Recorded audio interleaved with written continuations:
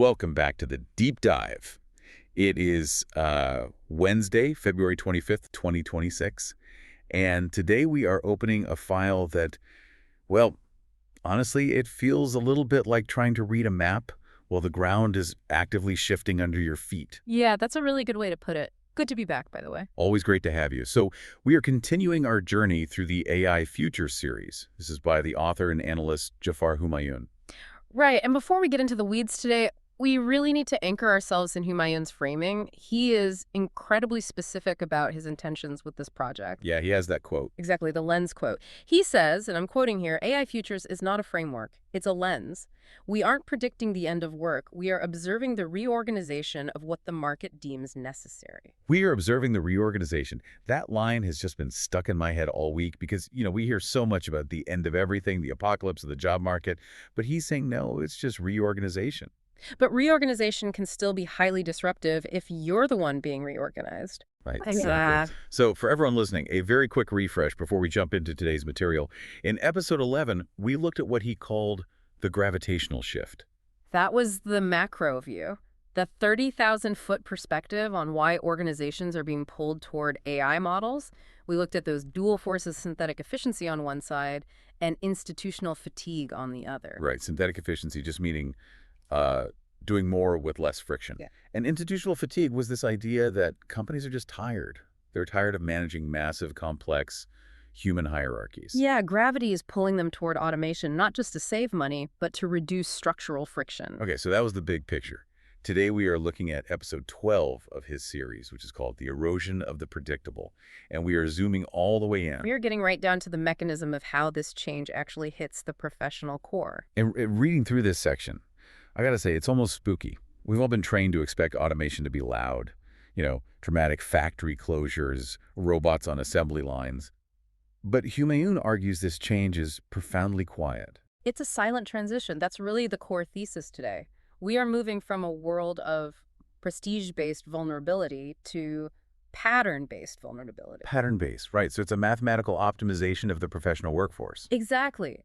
He is exploring why roles that are defined by structure, by repeatability, are facing a very unique form of systemic subtraction. Systemic subtraction. It sounds so clinical, but the reality for you, the listener, or anyone in the market is very personal.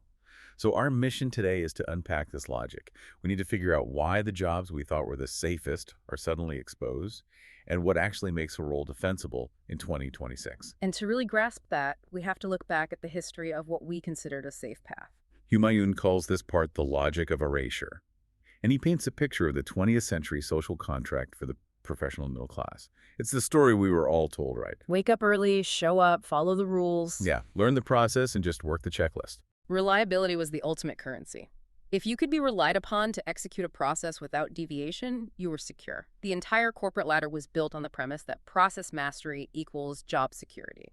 But the incentive structure of automation is directly challenging that contract now. Completely upending it. The very traits that made an employee incredibly valuable 10 years ago, strict punctuality, absolute adherence to a defined process, those are now the exact vectors that make a role targetable for automation. Because if you can write a perfect checklist for a job, then the job can be abstracted into software. If a process can be fully defined, it can be mathematically optimized. Humayun uses the term precision subtraction here. and we should clarify, this is very different from mass layoffs, right? Radically different. A mass layoff usually implies failure. A recession hits, demand drops, a company runs out of runway.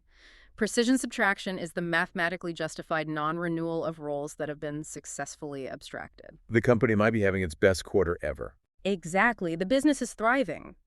But the role itself, which was really just a proxy for a process, is no longer required because the system absorbed the process. That leads perfectly into what he calls the predictability paradox. This is the part that feels so counterintuitive.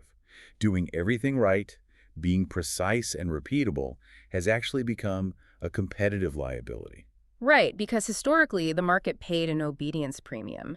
You were rewarded for coloring inside the lines.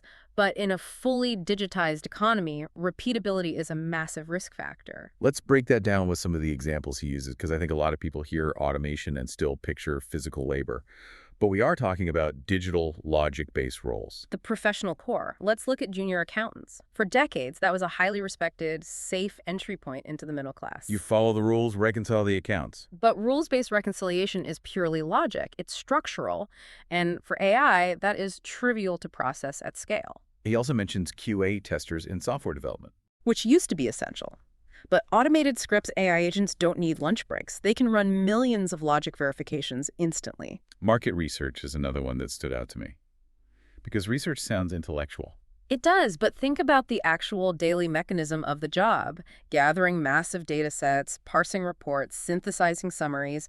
That is a structured data task. It is instant synthesis now. And project coordinators.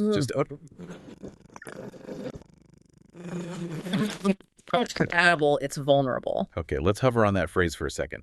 Prompt compatible. It's a vital diagnostic. If the core output of your daily work can be generated by a sophisticated prompt like, update this database based on these emails or reconcile these two spreadsheets, then AI isn't just assisting you. It's absorbing the process. Yes, the absorption effect.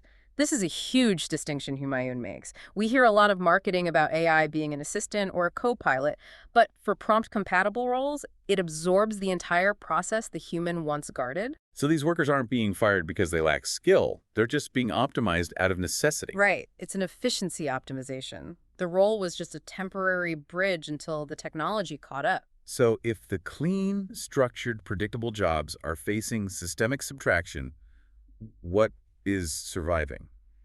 This is where the source takes a really fascinating pivot into what he calls the defensibility of messiness. I love this section. It completely flips our traditional understanding of value. We've always treated messy work as somewhat lower status or inefficient. But today, messiness is the firewall. Exactly. He defines the surviving edge of the labor market as roles that require edge case judgment and physical improvisation. Let's run through some of the examples he provides because they cover a really interesting spectrum. The first one is primary school teachers. Right. Now, from a pure data perspective, an AI can generate a far more comprehensive lesson plan than a human teacher. It has access to all educational theory. But anyone who has met a 6-year-old knows they do not operate on logic. No, they operate on emotion, on physical cues, on authority and warmth. That is an incredibly messy, high-context environment. The value of the teacher isn't the data transmission, it's the emotional translation. What about healthcare? He points to nurses and specialized care workers. Again, sensors can track vital signs with perfect precision.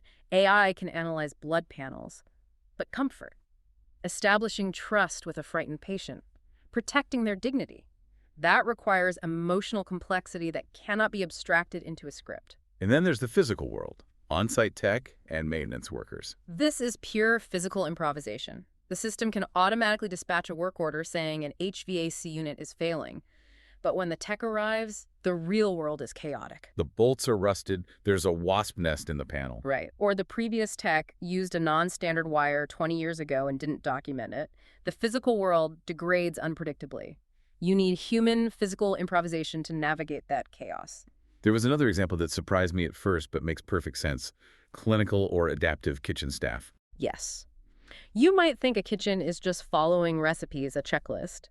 But in a clinical setting like a hospital, you are constantly managing dietary edge cases, severe allergies, sudden patient status changes. It's high-stakes improvisation. It is. You have to adapt the process in real time based on dynamic human needs. And the final example he gives is context-heavy legal admins. This is a great nuance. A legal admin who just files standardized paperwork is facing that systemic subtraction. But an admin who navigates human systems, who knows how a specific judge prefers things, or how to de-escalate a panicked client, that is edge case judgment. And Humayun anchors all of this not in sentimentality, but in pure cost mechanics and liability. This is the crucial takeaway. These jobs aren't safe just because we want humans to have jobs. They are safe because the cost of an automated error in a high-context human environment carries massive liability. Right. An organization isn't going to risk an AI making a bad judgment call in a hospital ward or a courtroom. The liability is too high. The human is essentially retained as a liability buffer and an edge case manager. Okay, so we understand what's fading and what's surviving. But I want to talk about how this shift actually feels on the ground. Humayun calls this the silent transition. Because it was largely invisible. Yeah, he contrasts it with the loud recessions we're used to. The 2008 financial crisis or the dot-com bust. You had dramatic headlines, massive coordinated layoffs. You could see it happening. But this transition doesn't look like that. It manifests as vanishing job boards. It manifests as stagnating raises for certain tiers of predictable work. He uses this term, structural decoupling. Yes. A role isn't aggressively eliminated. It simply isn't refilled when the person eventually leaves or retires. The company realizes the software suite can now absorb that workflow, so the job requisition just never gets posted. So it's a non-event. A role just quietly disappears because it became unnecessary. And the system keeps running perfectly well without it. But for the workforce, it creates a very specific kind of anxiety. Yeah, he calls it a relevance shift. And that phrase hits hard. If you lose your job because the company went bankrupt, you can point to the bankruptcy. But if the system just optimizes around you, It creates a deep feeling of despair. Nothing broke. You didn't necessarily do anything wrong. The requirement for your specific predictability just evaporated. which brings us to the final major concept of this deep dive, reevaluating how we classify work. We've spent over a century using the terms white collar and blue collar. And Humayun argues those categories are entirely obsolete now. Right. He proposes a new divide, predictable collar versus adaptive collar. It's a much more accurate framework for 2026 because as repeatability becomes a risk factor, the old obedience premium is being entirely replaced by a context premium. A context premium, meaning your value is based on your ability to handle ambiguity. Ambiguity, emotional complexity, and physical reality. An office worker doing routine data entry is predictable collar, highly vulnerable. A plumber navigating complex, undocumented piping in an old building is adaptive collar, highly defensible. He actually outlines a hierarchy of automation in the text. I think it's worth running through. Yeah, it's a progression of vulnerability. First, the digitized tasks fall. Then, logic-based tasks. Which is where we're seeing the most aggressive systemic subtraction right now. Exactly.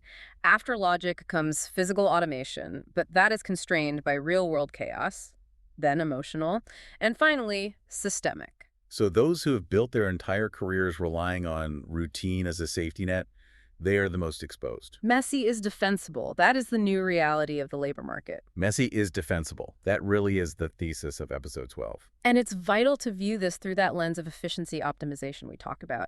This isn't a story of malice. It's process abstraction. Precision is no longer a human asset.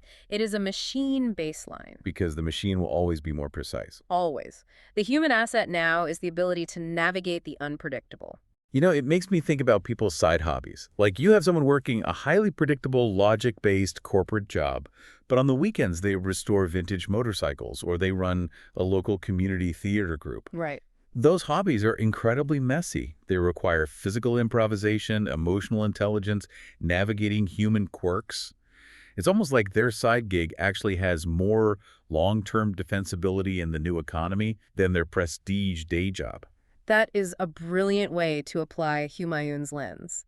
The hobby is adaptive collar, the day job is predictable collar. It really makes you reconsider where your actual long-term value lies. It definitely gives you something to mull over. For sure.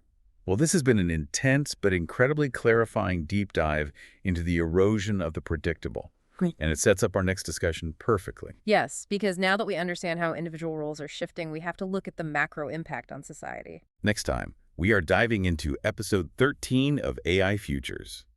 The topic is AI versus the middle class, why systems thinking is the new literacy.